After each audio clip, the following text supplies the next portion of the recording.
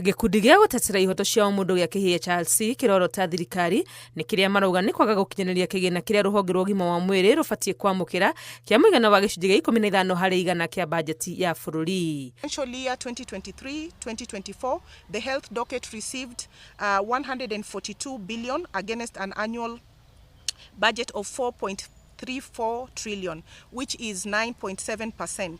In the financial year 2024-2025, the government allocated 127 billion to the health sector against an annual budget of 3.9 trillion, representing 11%. Ũnyihu ũyũ wa kĩgĩna ũgĩcangĩra harĩ kũrekererio kwa motungata ma bata ta marĩa ma maũndũ ma ũciari na gũcũngĩrĩria wongerereku wa ciĩko ta cia ũruti wa nda ta ũrĩa riboti ya ica ikuhĩ ĩronanirie. Although we acknowledge that the health budget has increased in some instances, the failure to align it with the Abuja Declaration has inadvertently resulted in a lack of adequate sexual and reproductive health services.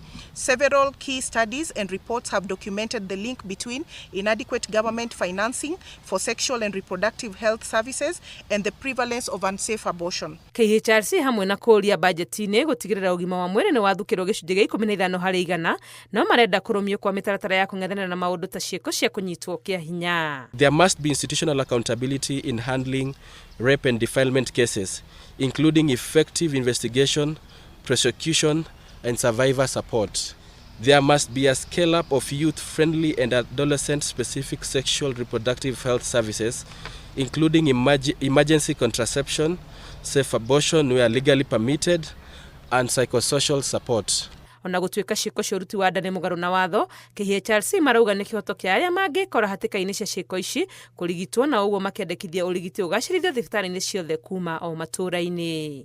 Ngĩribotera Inooro TV, rĩtwa rĩakwa nĩ Wangui wa Mwangi.